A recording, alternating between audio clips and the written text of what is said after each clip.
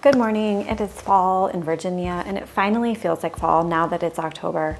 And today what I'm going to be making are two sourdough apple recipes that are super great for this time of year. The first one is an apple cider sourdough bread where we substitute apple cider in for water and mix spiced apples into like a sourdough round loaf. And then the second one is a sourdough discard recipe, which is a sourdough apple coffee cake. It has a cinnamon streusel topping with lots of warm spices, and it has fresh diced apples throughout.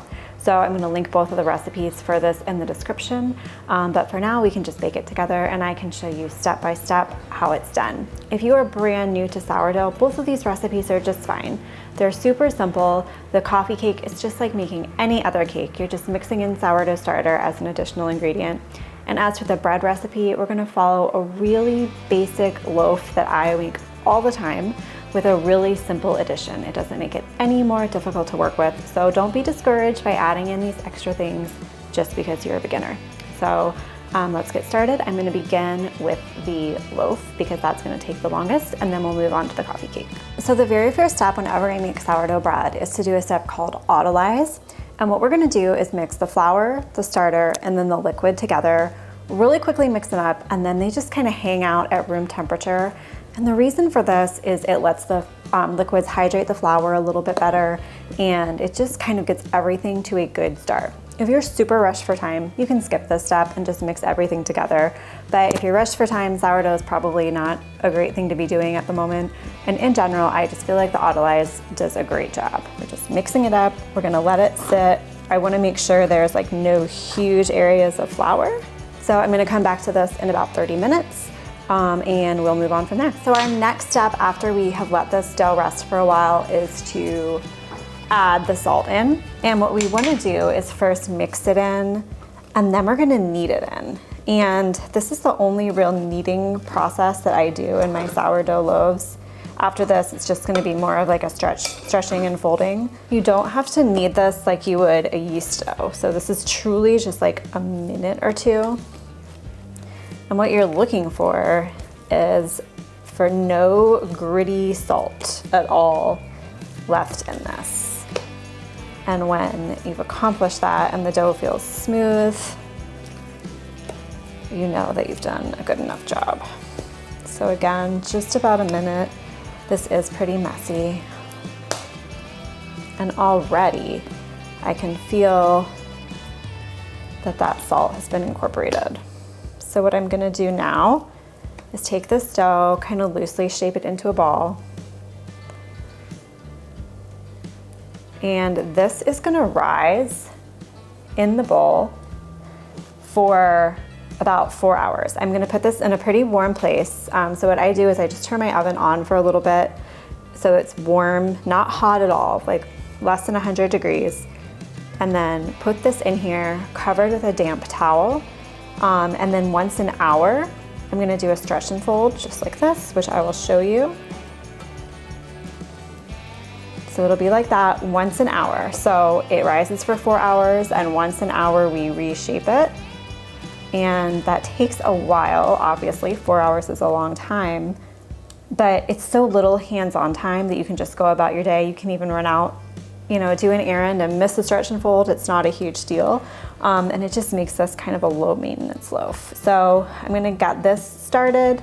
And then every hour I'll come back and show you what the dough looks like over time as we're shaping it and how it's changing. Okay, so for both of these recipes, we're gonna be using a fresh apple for each one. The size of it isn't a huge deal. These are pretty small, they're gonna be good enough. So since they both use an apple, I'm gonna go ahead and peel and dice this up now so that it's ready for both of the recipes, for the coffee cake and for the bread. I'm not ready to use it for the bread yet, so I'm just gonna chop that up, mix it with the fall spices and set it aside, and then get started on the coffee cake. So this sourdough has been proofing for about an hour. You can see it's expanded in size a little bit. And what I'm gonna do is what's called a stretch and fold. If you've made sourdough, you know what this is.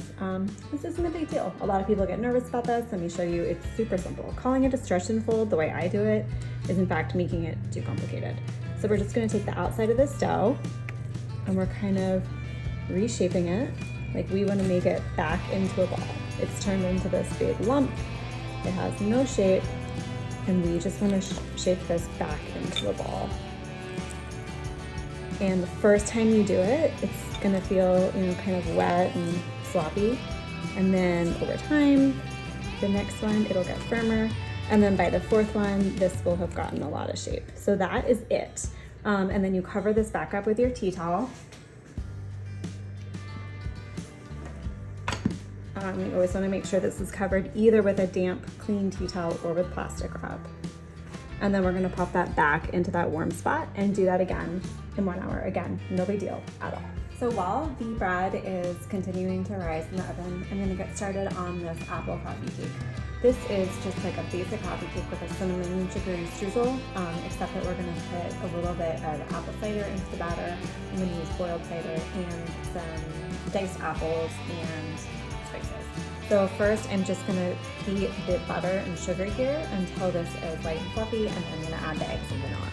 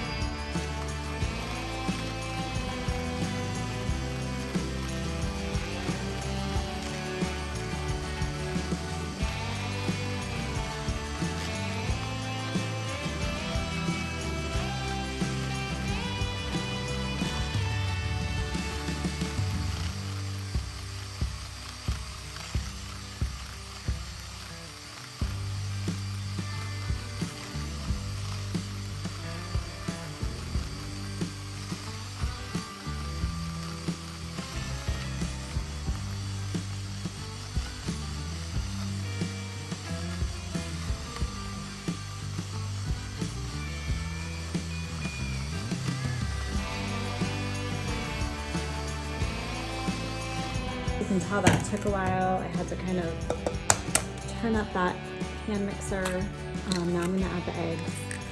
Technically you should do this one at a time.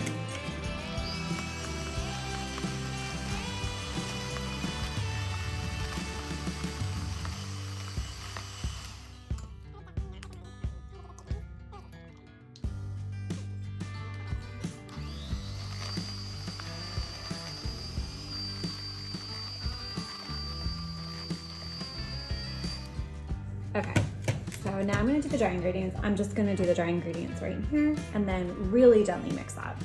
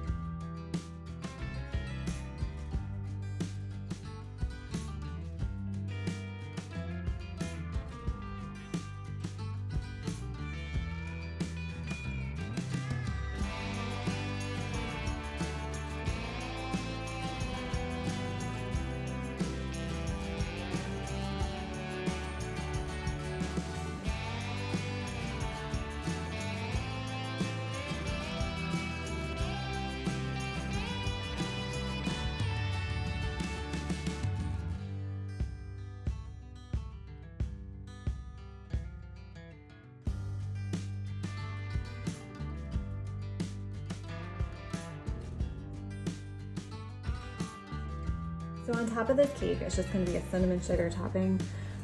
It's a stick of butter. You want that butter pretty cold. And then you want to do half a cup of flour mixed with that. And what we're doing here is what's called cutting the butter into the flour. You can do this with forks. You can do this with a pastry cutter, pastry blender it's actually called. But the idea is we're getting this to a consistency where it's kind of crumbly bits of butter that are coated in flour. We don't want like a paste, which is why you want the butter cold. And you don't want huge, huge chunks of butter either. So I just do this with my hands. You do get actually better results with that little pastry blender, but it's fine. So you can see what we're looking for is kind of like, if you were to do this perfectly, you would have what looks almost like sand at the end, wet sand. And then we're just gonna mix a cup of brown sugar. It's a combination of cinnamon and nutmeg.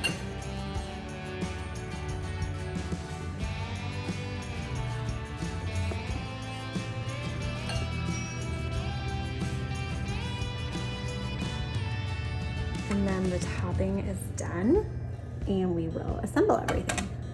Okay, so we have our pan prepared. I forgot to put the apples into this batter, which is very silly, so I'll just do that real quick.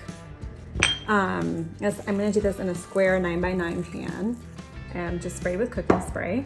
Now, you may prefer to do like half of the batter, half of the topping, half the batter, half the topping, so you have a layer of that streusel in the middle. And that's good, but that's not what I'm doing today. Just pour this in. Okay, it's time for our second stretch and fold. So we will take a peek at this. This is continuing to rise really nicely. It's bubbling, getting a lot of air in there. And we are going to again do this. What we're looking for as we do this is, so the first time we did it, we folded it and it almost was like a batter. And this still is really wet, but as you can see, it's starting to hold shape just a little bit. So what I want to do is kind of pick this up, shape it into a ball,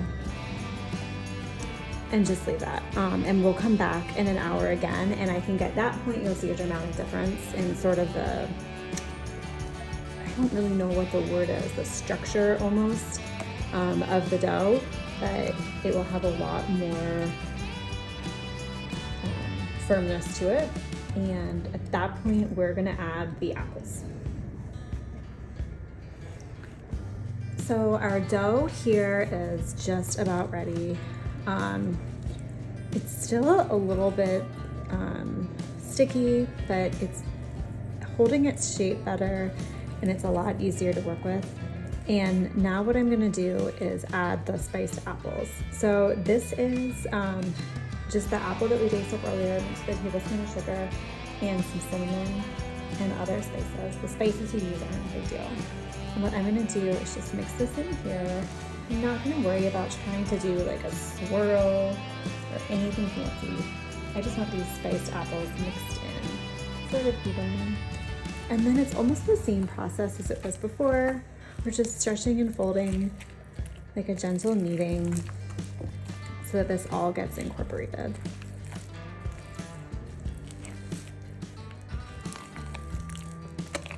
And at this point, you can put this back in for another 1 hour rise.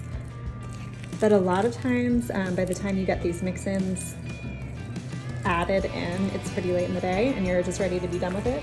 So you can put this back in for another 1 hour rise, or what I'm gonna do now is just pop this in a floured little basket and move on to the second stage, which is the cool proof. And I'm gonna do this in the fridge overnight.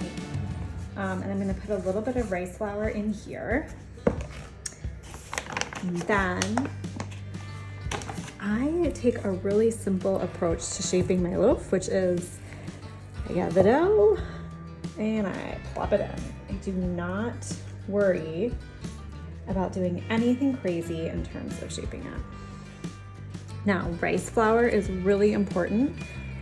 Sourdough breads are pretty sticky and it will stick. If you just do an all-purpose flour, it will stick, but you can see with the rice flour, it's not sticking at all. It really is something that you want to have on hand. And you can get a big bag of this very affordably, and since you're using it just for like a sprinkling each time, it's gonna last you a really long time. So this is ready to pop in the fridge.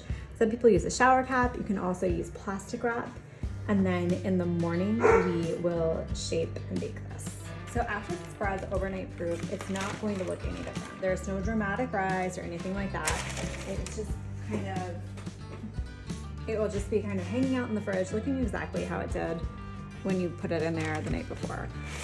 What I do for baking any sourdough loaf is I take a Dutch oven, I preheat it while it's empty in the oven, let that get super, super hot, and then I carefully slide it in to that hot Dutch oven, and I feel that you get really good oven spring that way. For many years, I didn't do that. I put it in a cold Dutch oven, pop that in the oven, and it was fine. So this is something that people fight about, and the truth is, yeah, it's a little bit better if the Dutch oven is hot, but if you don't want to do it, that's fine. It's no big deal. Okay, so our finished loaf is very, very pretty. You can see the height on this, how the slash opened up in the oven, and it's just beautiful to look at. There's a lot of rice flour, which is why it has all this whiteness. You can brush some of that off. It's just kind of whatever you prefer. And this is gonna cool for about 4 hours, and then we will cut into this, and it is beautiful. And so inside, like, there's these few little pockets of apple. You don't want it to be too overwhelming. There's a little bit of cinnamon. It looks almost like cinnamon swirl just because we didn't over mix that in. And what I like to do with this type of loaf is eat it with breakfast the first day. And then after that, I will go ahead and keep cutting the whole thing and have this whole loaf slice and freeze it. And I actually like to have grilled cheese and turkey sandwiches on this, which my family thinks is the most disgusting thing ever because it has all that cinnamon apple flavor. But if you like a slice of apple put on a turkey sandwich, you'll like this bread. Otherwise, it's really good toasted with butter or just fresh untoasted with cream cheese. Those are both really, really good ways to eat it. It's something that I feel better about serving this rather than cereal or like a bar or something like that to my kids. It feels, wholesome, even though there's a lot of sugar in it, things like that. It still feels wholesome and homemade, and it's just something we really enjoy. So I'm gonna get this tucked away. Let me just see. Yeah, this one came out really pretty. I would like to work on doing some type of apple design, but I don't know how to do it well, at least.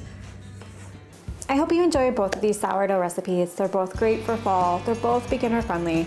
I've linked them below this video in the description box. You'll find links on my blog with step-by-step photos and a printable version of the recipe, as well as links to some of the things that I used in today's video. If you have any questions, please leave me a comment, but I hope that you find these super user-friendly and a fun way to celebrate fall this year with your sourdough starter. Thanks for watching. Bye.